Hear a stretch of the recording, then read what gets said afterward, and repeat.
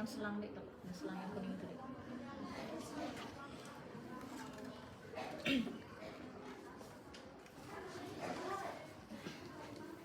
Nah, selang dada atau chest tube ya, tuba dada itu ya, chest tube ini dia bentuknya. Ini masuk ke pleura ya, dimasukkan oleh dokter bedah, dan ini ada fiksasinya berupa benang, difiksasi di sini. Benangnya itu dijahitkan di kulitnya sebagai pegangan. Di bagian luar dia difiksasi erat dengan kasa yang tebal, lebar, dan hipafix yang lebar. Ya, jadi itu fiksasinya. Nah, ini seperti ini ya kan, bayangkan. Kemudian dia akan masuk ke sini selangnya.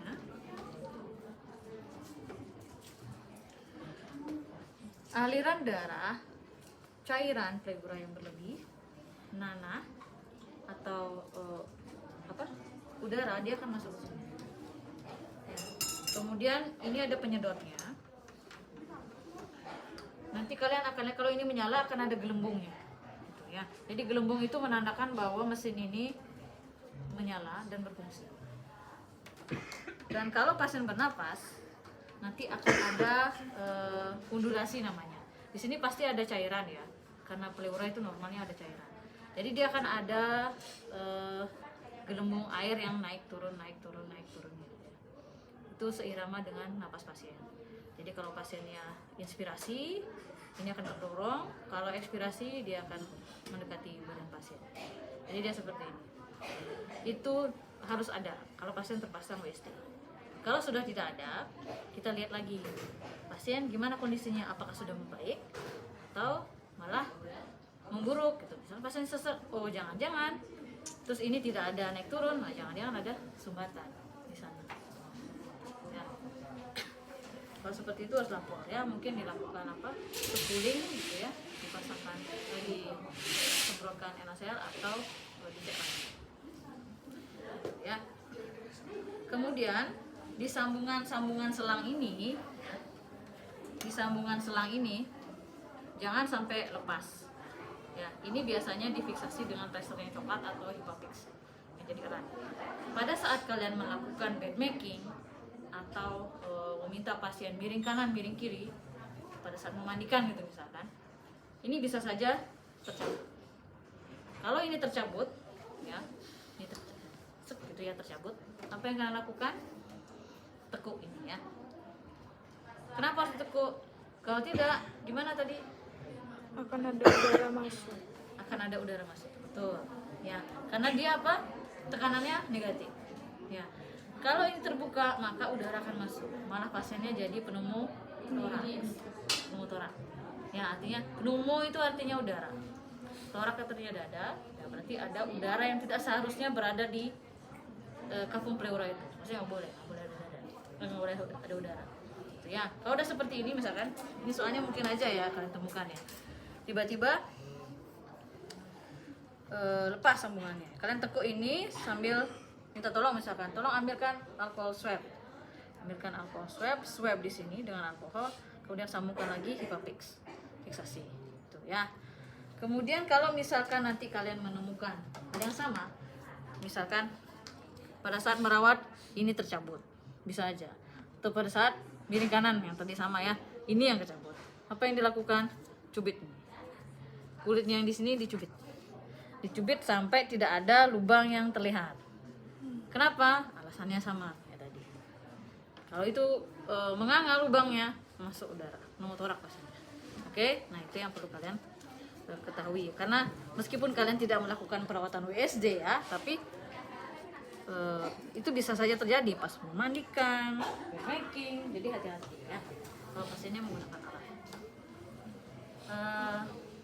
Itu untuk pengantar ya, jadi ada alat.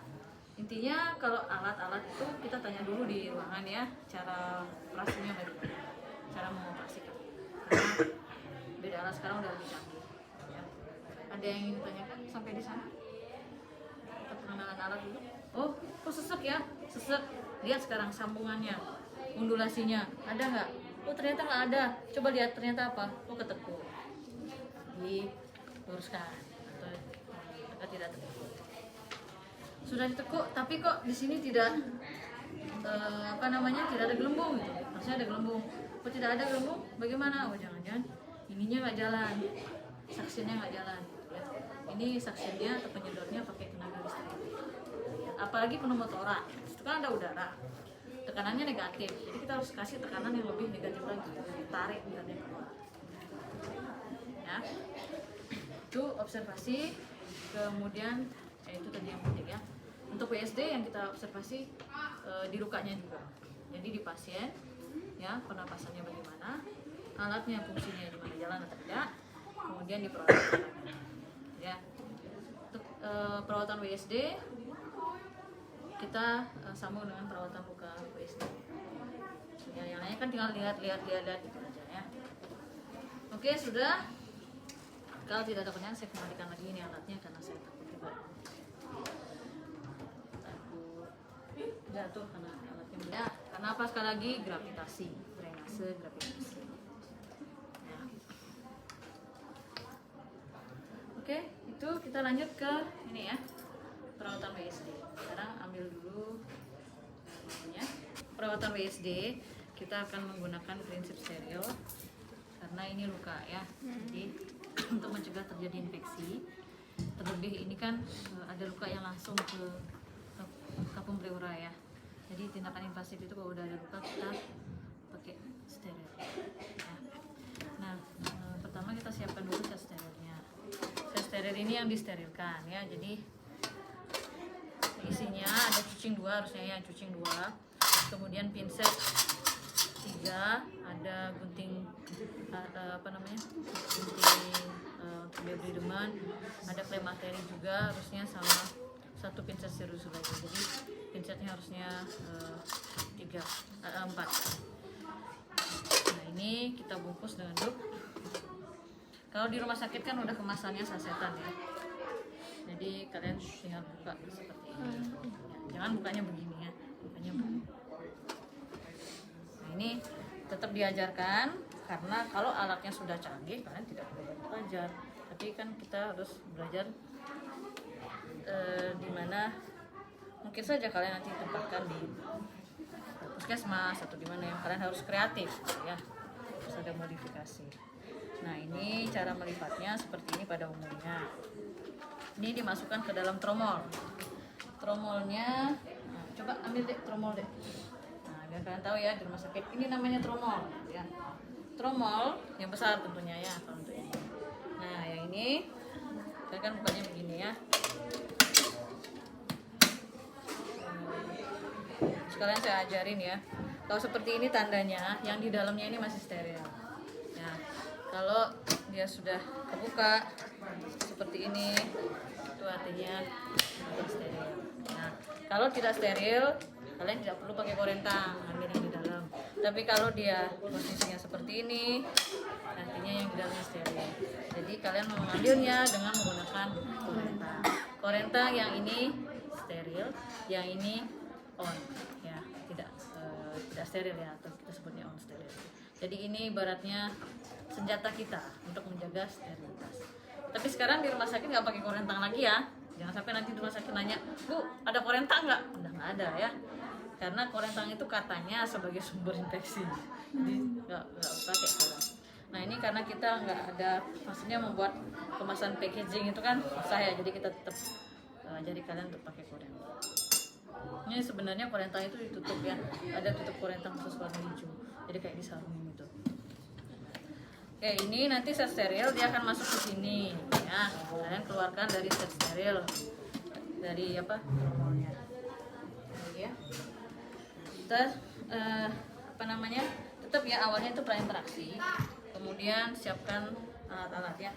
Alat-alatnya ini set steril, kemudian lidi kapas, spoon, kemudian ada NaCl atau mungkin nanti perlu betadine, silakan disiapkan, alkohol dan juga hand rub, kapas alkohol, kasa yang besar yang ukuran 8x8 sebenarnya ya, yang tebal, kemudian ada kasa yang kecil-kecil untuk kita ini apa namanya perawatan mukanya ya.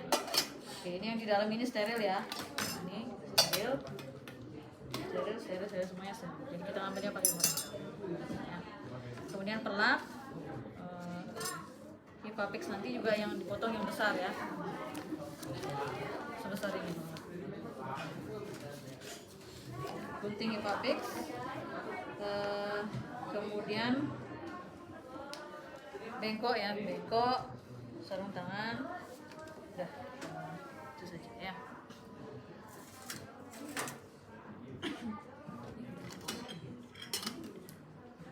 Sekarang kita orientasi ke pasien ya, tanyakan keluhannya, ada keluhannya, apa rasanya sesak, napasnya berat mungkin atau bagaimana ya. Kemudian kita langsung ke fase kerja, jaga privasi, tutup sampiran. Untuk langkah selanjutnya, kalian ada dua versi, ada yang nyiapin pasien dulu, baru nyiapin set steril, ada yang nyiapin set steril dulu, baru ke pasien. Kalau saya biasanya siapin set steril dulu, jadi tangannya itu belum kemana-mana. Ya, ada dua versi, tapi nggak apa-apa. Yang penting prinsipnya adalah pada saat ke pasien itu steril. Ya. Oke, misalkan kalian mulai dengan menyiapkan set steril terlebih dahulu. Kalian bisa apa namanya buka dengan menggunakan korenta. Ya, jadi ibaratnya ini baru keluar dari tromol ya. Jadi membukanya seperti ini. Kita tandai bagian dalam yang kita sterilkan.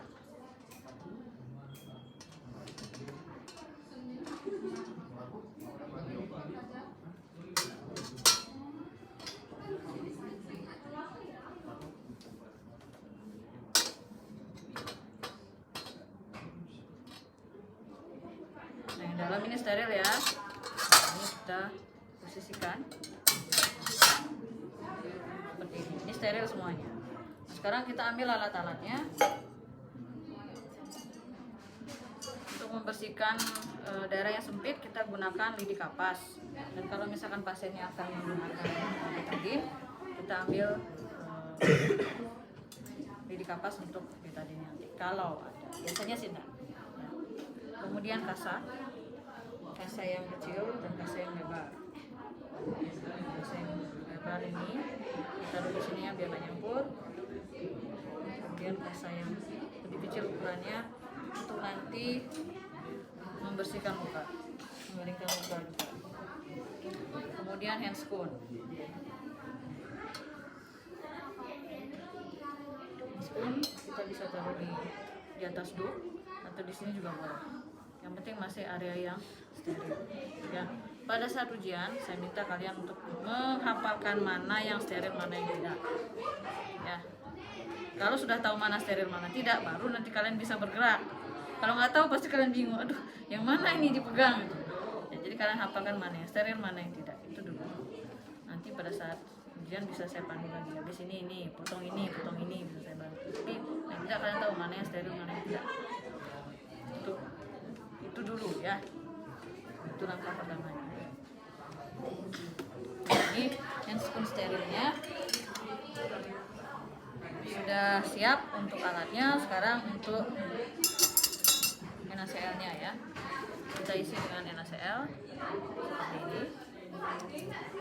Kalau di rumah sakit ini ada tutupnya ya, tutup yang seperti itu. Buka dulu, tutupnya.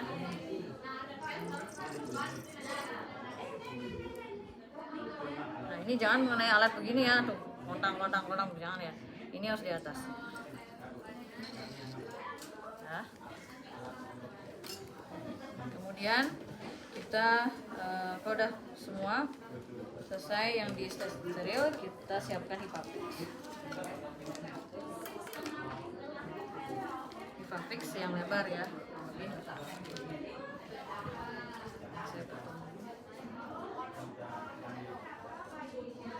Saya potong sedikit saja.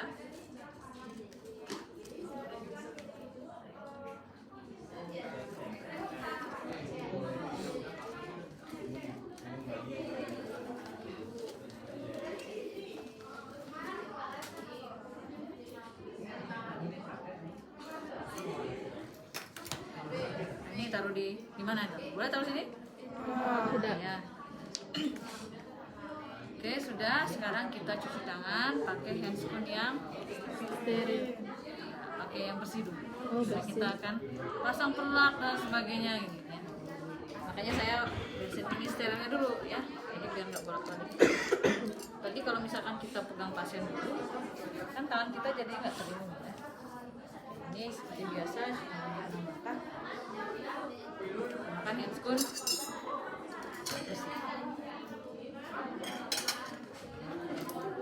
Ingat ya, ini kan tadi saya ngambilnya pakai korentang karena dia steril.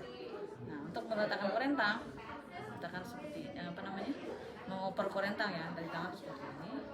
Jangan begini ya. Ini.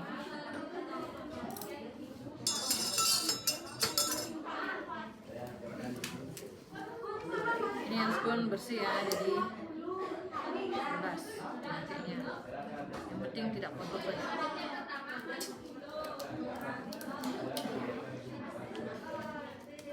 Nanti yang di bawah kelihatan deh.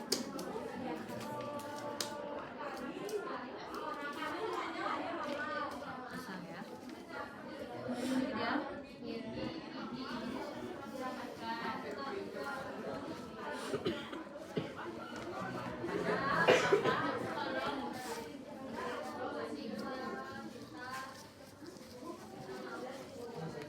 Permisi Pak, Bu, saya atur dulu ya. Tidurnya, dulu posisinya. Permisi. Ya, teguk kakinya.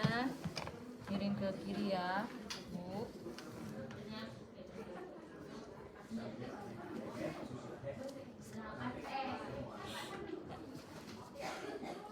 Balik lagi. Dekatkan bengkok. Bengkoknya ada dua ya, adik-adik. Satu untuk alat, satu untuk yang kasar, gitu ya, kasar handscoon. Jadi ada dua. Nah, yang di pasien itu yang nih ya, yang tempat kasarnya. Jadi kalau untuk alat taruh langsung di bawah. Oke, bengkok sudah didekatkan. Saya lupa lagi satu. Keluarin pinset. Untuk pinset itu di rumah sakit tidak ada yang di luar set steril.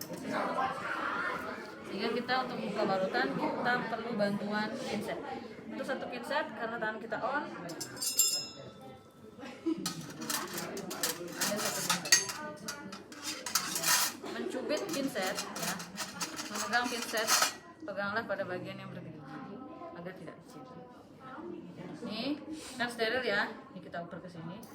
Sudah, dia akan menjadi dia akan yang ini masih steril ya.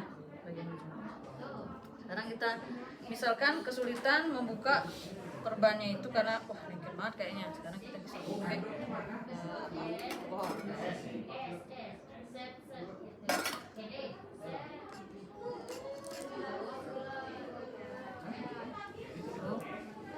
biasa ya kalian buka barutan. Dibuka seperti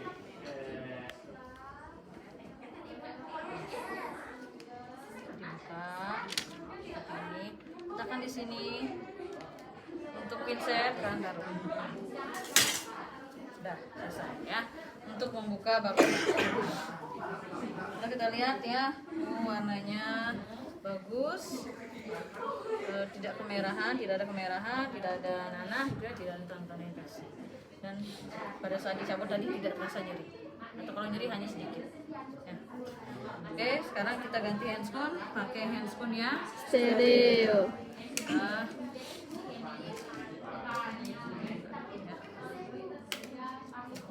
Membukanya seperti biasa ya, ini dibungkus. Oke, ini karena akan dipakai lagi saya taruh.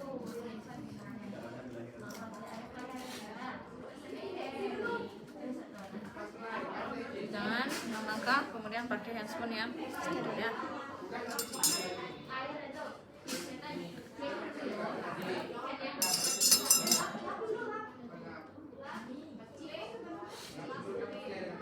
Lihat mana kiri mana kanan. Teruskan dia di bawah aja seperti ini ya, karena lebih mudah untuk kalian memposisikan. Jari, pastikan jari dan jari kalian udah masuk pas tempatnya ya, jadi nanti tinggal tarik.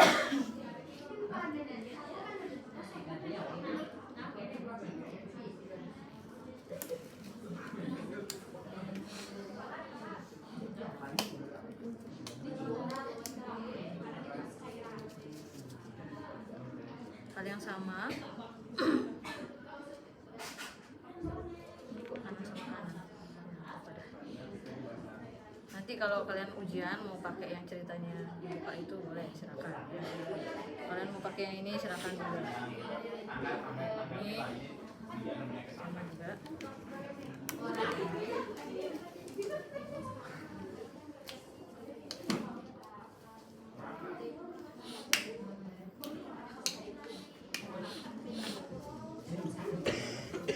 Ya, kita potong kasa yang besar tadi. Jangan sampai ini di skip ya. Ingat, pakai yang spoon, potong kasa. Yang spoon seril maksudnya ya. Pakai yang spoon seril, potong kasa.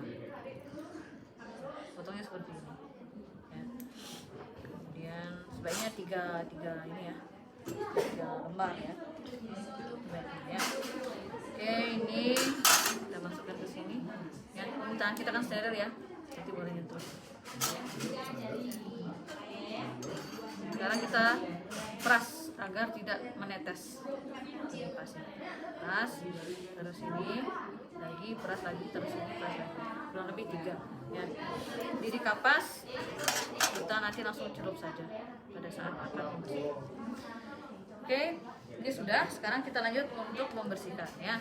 Tangan kanan pertama kali mengambil ini di alat. Ya, untuk selanjutnya yang ambil alat adalah yang ini. Yang ini bertugas di pasien untuk selanjutnya. Ya. Ini dibersihkan secara melingkar, ke sini juga ya, ke selang. Lakukan lagi sama seperti tadi. Kemudian jika butuh lidi kapas, ambil lidi kapas dengan tangan ini ya, tangan Kiri. jangan ditukar. Kemudian bersihkan bagian sela-selanya itu. Ini ini ya, digulung begini ya. Jadi biar dia dapat sisi yang baru, tidak sisi bekasnya yang sebelumnya. Setelah itu kita keringkan. Untuk mengeringkan, ambil kasa. Ingat, tangan kiri ngambil alat ya, tangan kiri di alat, tangan kanan di pasien. Posisinya meletakkan, perhatikan ya. Ini upayakan di atas, yang di pasien. Untuk mengeringkan, kita cukup tutul-tutul saja.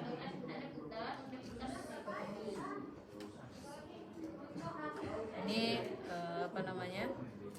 Mengeringkan saja kalau terlalu basah. Kalau tidak basah, ya. Sudah selesai. Sekarang kita akan kalau isi betadin kita ambil betadinnya ya, jadi kapas untuk betadin. Tapi kalau tidak usah. Tidak usah. Ya. Sekarang kita ambil ini. Ini boleh pakai tangan nggak? Boleh. Ini boleh taruh, silakan. Nah, tukar ke sini. Tangan kiri megangin. Insert kita sisakan 1 ya, jangan langsung dibuang karena akan digunakan untuk masang hipofix ya. Kita kesulitan masang, kecuali sudah ahli.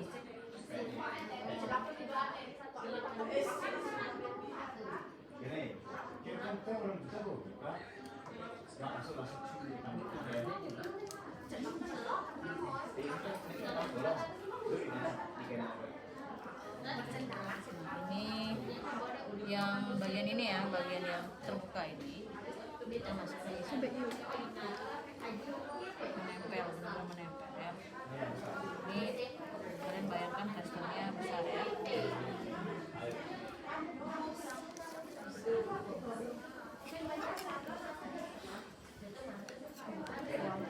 Ya, seperti itu ya.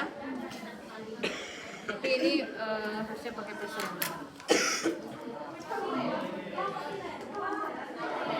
Kalau mau pasang plaster, lepas satu handscoon boleh ya.